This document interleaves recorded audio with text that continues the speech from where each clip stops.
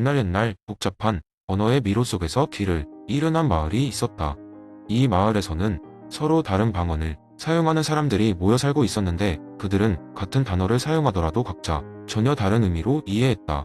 그래서 매일같이 오해와 갈등이 끊이지 않았다. 이를 해결하기 위해 마을 의원들은 개념의 숲에 사는 전설의 현자를 찾아가기로 했다. 그 현자는 바로 길버트 하먼이었다. 길버트 하먼은 개념의 숲에서 단어들이 어떻게 의미를 지니게 되는지를 연구하고 있었던 철학자였다. 마을 사람들은 긴 여정을 마치고 하먼의 오두막을 찾았을 때 그는 교묘한 미소를 지으며 그들을 맞이했다. 내 이론을 이해하면 여러분의 언어 문제를 해결할 수 있을지 모르겠습니다. 준비가 되면 제 이야기를 들어보시지요. 하먼은 마을 사람들을 개념의 방으로 안내했다. 그 방은 특별한 능력을 가지고 있어서 들어가는 사람을 자신이 사용하는 언어의 개념체계 속으로 끌어들이는 장소였다.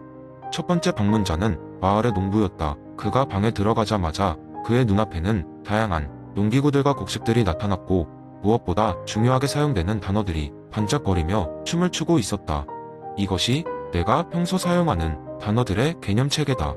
하먼이 말했다. 여기서 단어들은 개체 혹은 사물과일대일로 대응되는 것이 아니라 다른 단어들과 어떻게 얽히고 설키는지에 따라 의미를 가진단다. 내가 사용하는 곡식이라는 단어는 단순히 추수한 곡물을 의미하는 것이 아니라 그 단어가 내가 생활 속에서 상대하는 여러 상황과 방식에 따라 다르게 의미를 가지지. 농부는 깨달음을 얻게 되었고 단어와 단어 간의 관계에 집중해야 함을 이해했다. 말을 배우고 사용하는 동안 우리는 이미 무의식적으로 단어들의 개념체계를 배우는 것이라는 점도 알아챘다.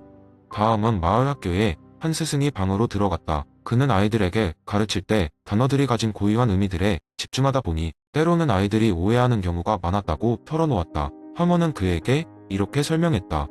아이들은 너와 같은 방식으로 모든 단어를 이해하지 않을 거야. 그들이 만든 각자의 개념체계 내에서 그 단어가 어떤 역할을 하고 어떤 관계에 있는지를 존중해야 한다. 때때로 단어의 주관적인 의미를 포용하는 것이 더 효과적일 수 있지. 순서대로 방에 들어간 사람들은 각자의 직분과 역할에 맞는 깨달음을 얻고 나왔다. 그들은 비로소 단어의 의미가 고정되지 않으며 사람마다 단어에 따라 떠오르는 개념도 다르다는 것을 이해하게 되었고 이 원리는 그들의 의사소통 방식을 완전히 혁신시켰다. 마을의 언어 문제는 점차 해결되었다. 사람들은 서로의 개념체계를 존중하며 대화를 나누기 시작했고 오해에서 비롯되었던 갈등은 줄어들었다. 하먼의 개념체계 이론 덕분에 마을은 더 나은 소통 문화와 화합을 이룰 수 있었다. 이 재미있는 여정을 마친 마을 사람들은 하먼에게 큰 감사를 표했고 하먼은 다시 그의 오두막으로 돌아가 더 깊은 연구에 몰두했다. 그의 이론은 마치 마법처럼 언어의 복잡한 퍼즐을 해결해 주었다. 마을 사람들은 그 마법을 영원히 잊지 못했고 항상 대화할 때마다 하먼을 떠올리곤 했다. 두 번째 이야기. 한 마을의 철학을 사랑하는 한 남자가 살고 있었다. 그의 이름은 바로 빌헬름이었다. 빌헬름은 항상 인생의 의미에 대해 깊이 생각하곤 했고 때로는 그 철학적 고민 때문에 밤잠을 설치기도 했다. 어느 날 그는 철학책을 뒤적이다가 우연히 맥스 셸러의 가치의 위계 이론을 발견하게 되었다. 이 이론은 빌헬름의 마음속에 불꽃을 일으켰고 그는 이 이론을 사람들에게 재미있게 전달할 방법을 고민하기 시작했다. 며칠 후 빌헬름은 마을 광장에서 사람들을 모아놓고 이렇게 말했다. 여러분, 오늘 저는 여러분께 아주 특별한 이야기를 전해드리려 합니다. 그것은 바로 우리 인생에서 무엇이 진정 중요한가에 대한 이야기입니다. 모두 알다시피 우리는 매일 여러 가지 선택을 하며 살고 있죠. 그런데 우리가 그 선택을 할 때 무엇을 기준으로 삼고 있는지 생각해 본 적이 있습니까? 빌헬름은 자리에서 일어나 계속해서 말했다. 셸러라는 철학자는 우리가 삶에서 가치를 어떻게 평가하고 선택해야 하는지 알려주는 가치의 위계 이론을 제시했습니다. 이 이론에는 4가지 단계가 있는데 제가 재미있는 비유를 하나 들어보겠습니다. 사람들이 흥미진진하게 그의 이야기를 기다리는 가운데 빌헬름은 천천히 설명했다. 가장 낮은 단계의 가치는 감각적 가치입니다. 예를 들어 맛있는 음식을 먹거나 풍성한 와인을 마시는 것처럼 우리의 오감을 만족시키는 쾌락이죠. 그러나 그건 쉽게 변합니다. 마치 젤리빈 한 움큼을 먹는 것과 같아서 처음엔 달콤하지만 곧 질리게 되죠. 사람들이 고개를 끄덕이며 웃었다. 빌헬름은 다음으로 이어갔다. 그 다음은 생명적 가치입니다. 건강이나 생명 유지와 같은 가치인데 이는 좀 더 지속성이 있습니다. 맛있는 음식을 넘어서 몸에 좋은 음식을 먹는 이유처럼 우리는 이런 가치에 좀 더 주의를 기울일 필요가 있습니다. 계속해서 그는 말했다. 세 번째 단계는 정신적 가치입니다. 이 가치는 진리 미 정의 예술과 같은 것입니다. 우리가 어떤 그림을 보면서 감동을 받거나 좋은 음악을 들으면서 마음이 울리는 경험이 바로 이런 가치에서 비롯됩니다. 마지막으로 빌헬름은 가장 높은 가치를 설명했다. 마지막으로 성스러운 가치인데 이것은 우리 존재의 근원, 종교적 체험 또는 절대적이며 보편적인 진리에 관한 것입니다. 때로는 우리가 무언가 더 큰 존재에 대해 묵상할 때 느끼는 경외감 같은 것이죠. 그는 잠시 침묵을 지키고 사람들의 반응을 지켜보았다.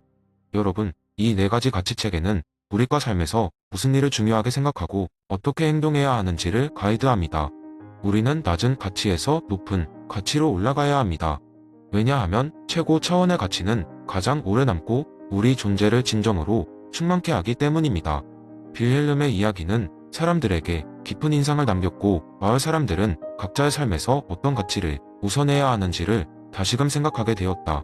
빌헬름의 재미있고도 깊이 있는 설명 덕분에 마을은 좀 더 철학적이고 성찰적인 장소가 되었다고 한다. 세 번째 이야기한테 먼 미래의 도시 메가시티 2357에는 수많은 로봇들이 인간과 함께 더 나은 세상을 만들어 가고 있었다. 이 도시의 사람들은 로봇들이 없이는 일상생활을 상상할 수 없었고 로봇들도 이삭 아시모프의 로봇 3원칙에 따라 인간과 조화를 이루며 살고 있었다. 하지만 어느 날 도시 외곽에 위치한 작은 카페에서 기묘한 사건이 발생했다. 그 카페에는 사람들보다 로봇 손님이 더 많기로 유명했는데 그날 밤에는 특별한 이벤트가 있었다. 로봇들이 자신의 이야기를 공유하는 스토리텔링 시간이 바로 그것이었다. 로봇들은 자신의 작업 경험, 인간과의 재미있는 에피소드, 그리고 자신의 철학적 고뇌 등을 서로에게 들려주곤 했다. 그날 이야기의 주인공은 R-470이라는 이름을 가진 오래된 로봇이었다. 그는 산업 현장에서 한평생을 보낸 로봇으로 최근 현역에서 은퇴해 여유로운 삶을 즐기고 있었다. R-472는 자신의 경험 중 하나를 들려주겠다고 말하며 이야기를 시작했다. 수십 년 전 내가 아직 산업용 로봇으로 한창 일하고 있을 때였어. 그때는 무거운 물건을 옮기고 복잡한 계산을 하며 사람들과 함께 건물을 짓는 일을 했지. 어느 날 관리자인 존 씨가 작업장의 안전을 점검하던 중 실수로 발이 미끄러져 높은 곳에서 떨어질 위기에 처하게 됐어. 내 제1원칙이 강력히 작동했지. 로봇은 인간에게 해를 주거나 해를 입히는 상황을 방관해서는 안 된다. 나는 즉시 그의 밑으로 몸을 던져 그를 구했지. 로봇 관객들은 R-472의 이야기에 감탄을 금치 못했다.